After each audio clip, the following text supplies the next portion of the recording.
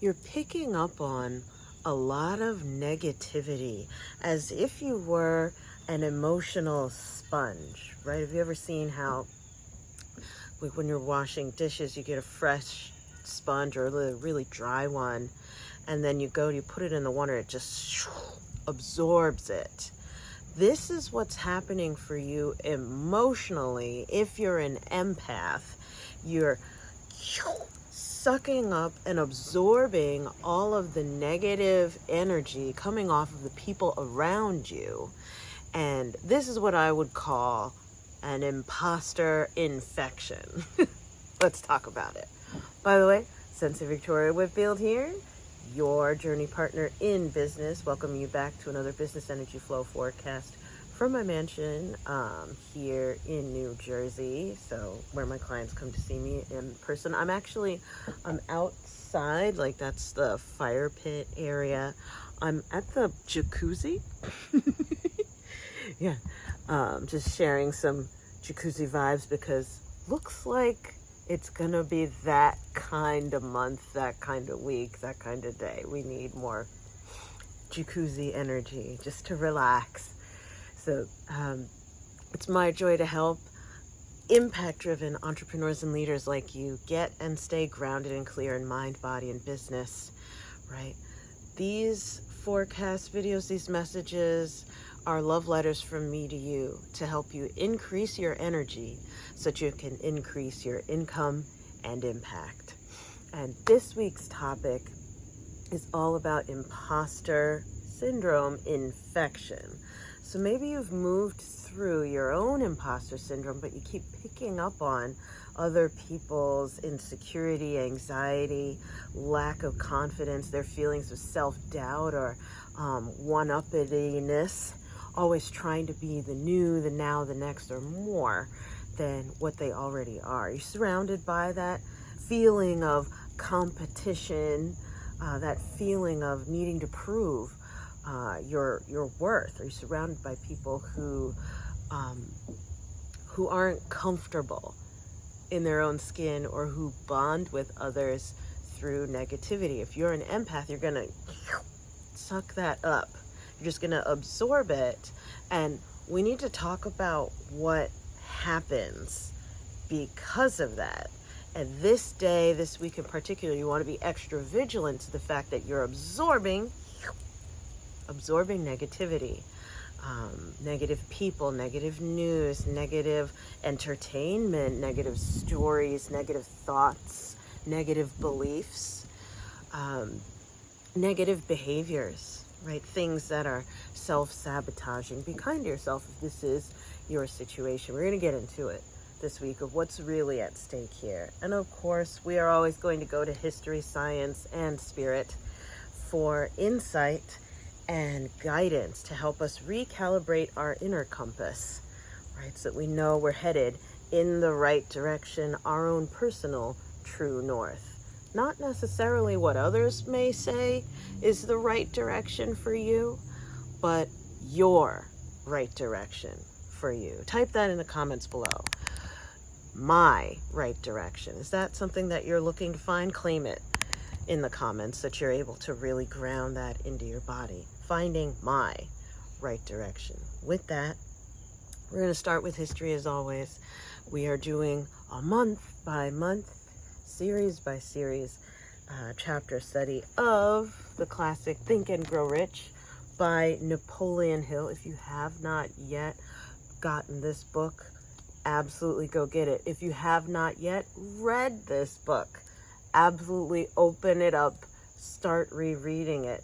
If you have not yet read chapter 12, which is what our next four session conversation is going to be covering, check it out. It's the chapter, well, in my book, it's a chapter on the subconscious mind.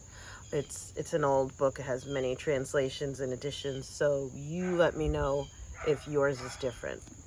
With that, we're looking at what do we do? What's the first thing that we need to assess and look at if we are feeling like we've caught the cooties or absorbed negativity and insecurity off of others, right? Because you're out here trying to make an impact. You're trying to make change, solve problems, trying to make a way out of no way for yourself, your family. And you and I both, we can't afford to absorb that negativity. Let's take a look at what's at stake at that. So we're going to head on over to the chapter on the subconscious mind. And the selection that my guides told me to read for you on this is as follows. The secret to effective prayer. Pause. I understand that not everybody prays. And so as we read through this, I want you to see this discussion of prayer as a discussion of goal getting, goal setting, and goal getting, right? Prayer almost as if you're making a wish, or more contemporarily we say manifesting. You want to look at the secret to effective manifesting, the secret to effective goal setting and goal getting, right? Not everybody may pray. I'm an interfaith minister, so I understand there are many ways to connect to oneself and to one's higher being and soul and beliefs, etc. Absolutely. So I want you to think of this within the context of manifesting or goal getting, goal setting, right? Being able to achieve what you set out to do, making your desires manifest, right? And be physically tangible, getting the win. Back to it. The secret of effective prayer. If you are an observing person, you must have noticed that most people resort to prayer only after everything else has failed, or else they pray by a ritual of meaningless words. And because it is a fact that most people who pray do so only after everything else has failed, they go to prayer with their minds filled with fear and doubt, which are the emotions the subconscious mind acts upon and passes to infinite intelligence. Likewise, that is the emotion that infinite intelligence receives and acts upon. If you pray for a thing but have fear as you pray that you may not receive it, or that your prayer will not be acted upon by infinite intelligence, your prayer will have been in vain. Prayer does sometimes result in the realization of that for which one prays. If you have ever had the experience of receiving that for which you have prayed, go back in your memory and recall your actual state of mind while you were praying. And you will know for sure that the theory here described is more than a theory. The method by which you may communicate with infinite intelligence is very similar to that through which the vibration of sound is communicated by radio.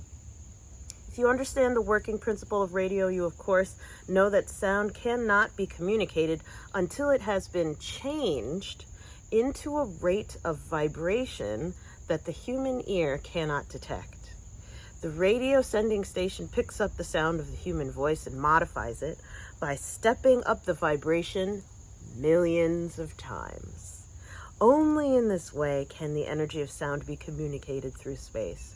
After this transformation has taken place, the energy, which originally was in the form of vibration of sound, is carried to radio receivers. And these receiving sets reconvert that energy to its original rate of vibration, so it is recognized as sound. The subconscious mind is the intermediary that translates one's prayers into terms which the infinite intelligence can recognize, presents the message, and brings back the answer in the form of a definite plan or idea for procuring the object of the prayer. Understand this principle and you will know why mere words read from a prayer book cannot and will never serve as an agency of communication between the mind of man and infinite intelligence. Tying this back to imposter infection, one of the negative effects, one of the fallouts of having that absorption of negativity is that when you go to do your goal setting, when you go to do your manifesting work, when you go to try to do the thing, right? When you go to try and focus and task at work, your vibration is lower because you've sucked up negativity and it's messed with your vibration. Now, when we think about vibration as a human being, I'm not talking like, I'm talking about emotion. Emotion, right? The same way that Napoleon Hill is talking about how sound is transmitted is by changing the vibratory level, the amplitudes of the vibrations of the sounds, right? Your inner ear vibrates. That's how it recognizes sound, right? That's your eardrum hitting like a little drum, and interprets the sound waves into information that you can decipher. And when someone speaks with force and really gets strong with the sound of their voice, you pay attention. Whereas if someone doesn't really talk loud, you have a hard time hearing them, or you may start thinking about other things. It's not very influential and compelling.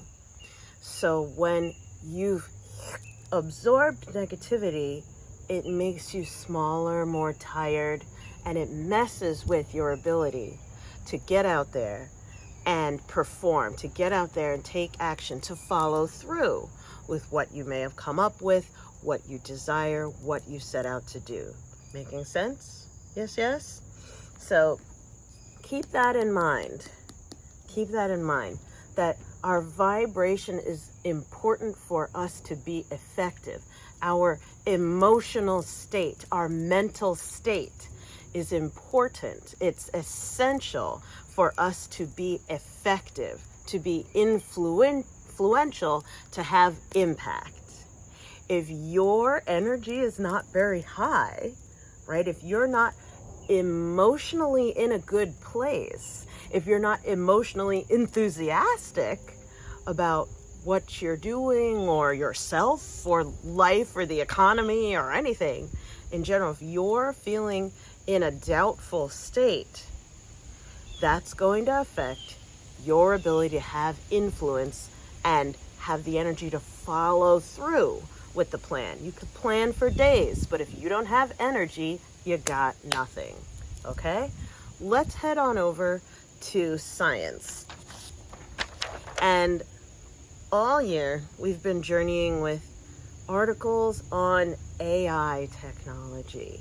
And for this series in particular, my spirit guides told me to look at articles regarding loops in large language models, right? And their code, looking at coding loops and the problems with loops. So loops, like if you just think of a loop going round and around, it's repeat. And it has to do with automation, right? So for the next series, we're going to be talking about especially how negativity gets under our skin and knocks us off track, gets into our emotions, our energy, our mind, and knocks us off track. Negativity through so many different resources is infecting, and we got to be vigilant about it so that we can stay clear and stay effective. And so if you throw a monkey wrench into the engine, it's gonna cause the engine to completely go awry. Think of the engine as a loop going, right? The automation, the habits, the regular day-to-day mundane, we're flowing, we're going, and then comes like a grenade, a bomb, a problem that just throws a monkey wrench into the entire situation. This is what we're looking at and sending healing energy to as we're looking at loops and issues around coding loops in artificial intelligence. I'll be your techie translator, so buckle up. This is where it gets exciting. So shout out to you if you have no problem or are enjoying the Tech Talk. Mwah. Go ahead and type in the comments below if AI is something that interests you, and that you love technology. I know it's something that speaks to me too. Here nor there. So the first article that we have is from January 2024. It's from Springer Research Journal, tremendous organization for research. Cognitive research in particular is what we're looking at. And the title of this article is The Impact of AI Errors in a Human-in-the-Loop Process. So here goes. Even though there is no clear consensus on whether automated decision systems with human-in-the-loop processes contribute to better decision-making, their use is increasing in many different fields, including the public sector. The present research was designed to better understand how an automated decision system can impact decisions in the legal context. Our experiments suggest that human judgment can be affected when AI support is received. Pause. What does that mean? So this article is looking at how using AI during legal battles, right, and legal proceedings, how bringing in AI to help people make a decision about what the judge should do, or help the judge make a decision about what the law says. This article looks at the fact that AI is more problematic than helpful in legal proceedings. That's what this means. So when it says human in the loop, that means the loop is the automation. Remember that turning wheel, that engine of just the habits, just everything going regularly. But if you leave AI turning its own wheels, that's problematic. So we want human to stop every so often to make sure that we have some oversight of the technology. You got it? Okay. In cases in which the AI assessment is incorrect, it seems that the human verdict will be more accurate if it is emitted before receiving the erroneous AI support. In both experiments 1 and 2, we found that when participants emitted their judgment before receiving the incorrect AI support, so it was judgment, then AI supported group, their judgment was closer to the one indicated by the testimonies than when participants emitted their judgment after receiving erroneous AI support. So that would be erroneous AI support, then judgment. Long story short, what does that say? AI, as we've looked at over the past few months, has many instances of having no guarantee of being correct. It just presents information, not necessarily correct information. It just presents all the information that was given. So what this part is saying is that in the experiment, when people made a judgment about the case, and then they heard what the AI said, which included some incorrect information, that affected their judgment. Less if it came after they made a judgment, like they came in with a bias of like, okay, this is what I think happened, and then you see it, it's like, oh yeah, that's wrong. Versus if you saw the wrong information first, you're like, okay, what do I need to judge? Let's look at the information from AI. Okay, then their judgment was wrong. Obviously, okay. In cases in which the AI assessment is correct, we found that although receiving the correct AI support in a previous step appeared to make the judgments in the AI support correct first, then judgment group more accurate than those in the judgment then AI support group in experiment 1, this difference was not statistically significant in experiment 2, which included a larger, more heterogeneous mixed sample, a larger number of trials, and a more sensitive scale to measure the judgments than experiment 1. This suggests that correct AI support in a human-in-the-loop process, right? So loop of AI information, human judges the AI, or human intervenes with the AI, right? Checks it. This suggests that the correct AI support in a human-in-the-loop process is not as beneficial as it may seem, whereas incorrect AI support is critical because it increases human error. What does that mean? That means AI is a distraction. Put in extra tools, long story short, if you put in extra tools to try and make things easier, faster, more helpful and stuff like that, but when it comes down to decision making, you need less tools, because then the AI starts to interrupt with people's decision making process. Unpause. Thus, our experiments show a possible anchoring effect of incorrect AI support on the human decision.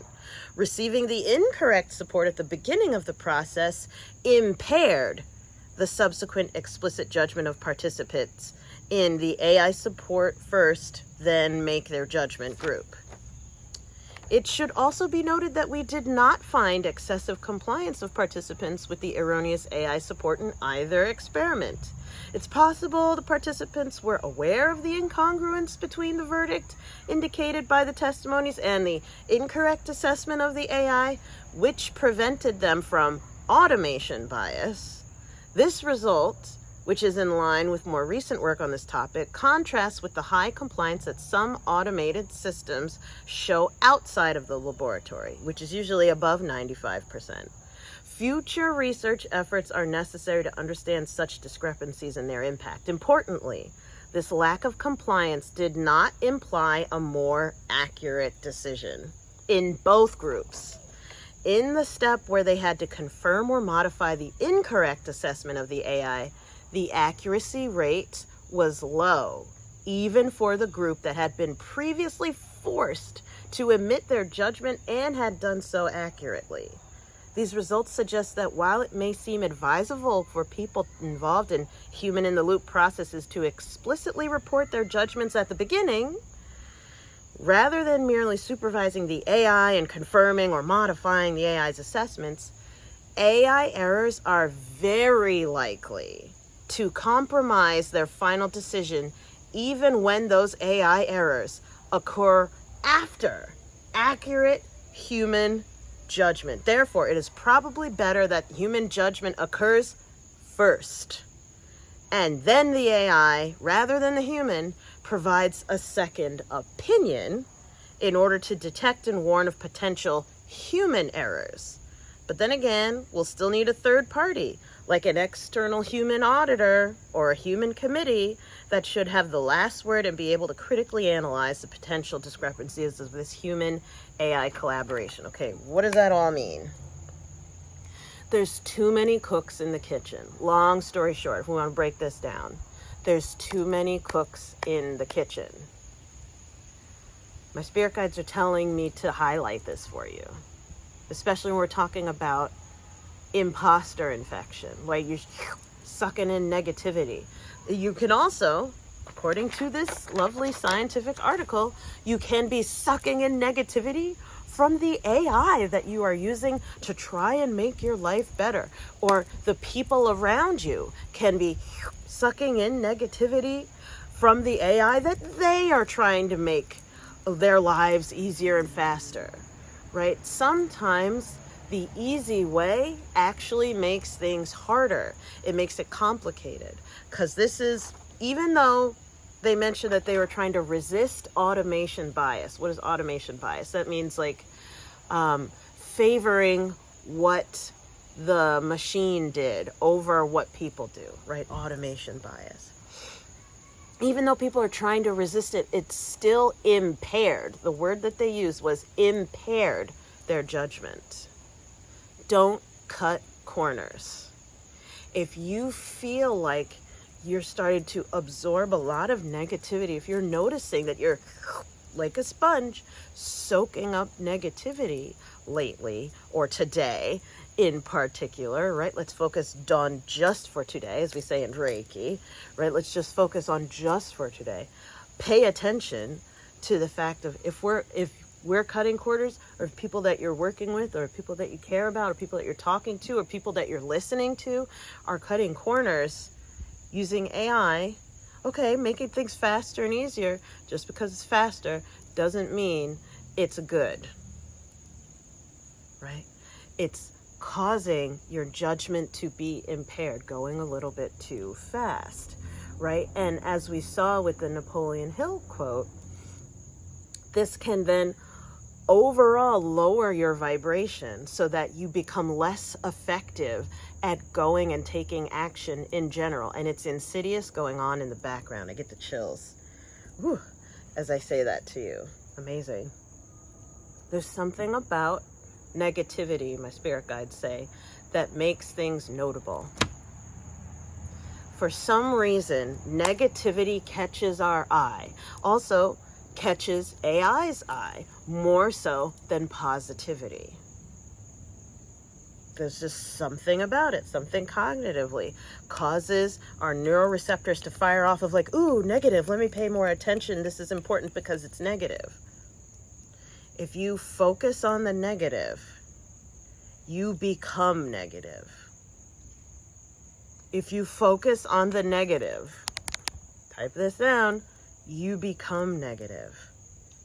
If you focus on the negative, you become negative. Moving on then to spirit. What is the card for today? To help us understand, all right, what are we doing? What does spirit have to say? What's the advice? What are we watching out for around this imposter infection? 5 of water. Can you see this? 5 of water, which is, that's why they're cups. It's the 5 of cups in traditional tarot. It says things not turning out the way you'd hope, not seeing the positive in a situation, crying over spilled milk. I'm gonna read. Things may not have turned out, this is right side up, so this means you already know this. It just needs to be highlighted and like kind of hit you in the face today with it. Things may not have turned out the way you expected. Be careful not to focus too much on the negative, as there's a positive in every situation. You may be missing the silver lining. Fighting or trying to ignore change doesn't serve you. Instead, have faith that everything happens for a reason. It's healthy to grieve what has been lost and take time to heal. Reach out to friends, family, and wise counselors for support and comfort. Additional meanings of this card: sadness, the end of a relationship, wishing you could change the past, obsession, crying over spilled milk. Long story short, what is this saying? As we're looking at feeling like you're absorbing negativity and that imposter syndrome infection, like you're catching it like the cooties off of other people. You don't want to catch it like a cold. No. 5 of water. 5 means change. Water is your emotions. Your feelings have changed, and it's time for you to admit that to yourself. How you feel has changed. Your emotions have changed. Your feelings, how you feel, how your energy level, right? Your feelings and emotions govern your energy level. Your energy level has changed, and it's time for you to acknowledge it. You already know, but my spirit guides are saying you especially have been resisting it, obsessing over someone or this project or something. You're holding on to it, and because of this obsession, you've absorbed so much negativity that's messed with your vibration, your emotion, your feelings. Your influence has changed because of that. And what we need the most right now, we'll go to the action step of the day, is strategic meditation, of course. The strategic meditation to really shift your state is you're going to go on Skool and type celebration meditation. It's 15 minutes. Celebration. Go ahead and type that in. Celebration meditation. As you're searching for it in the vault, it's in the mindset shifts meditation folder or category there on Skool as you go through. And what's so important is that, you know, we could talk about, oh, you just got to focus on the positive, or you got to be more no. We got to do a strategic meditation so that you feel it.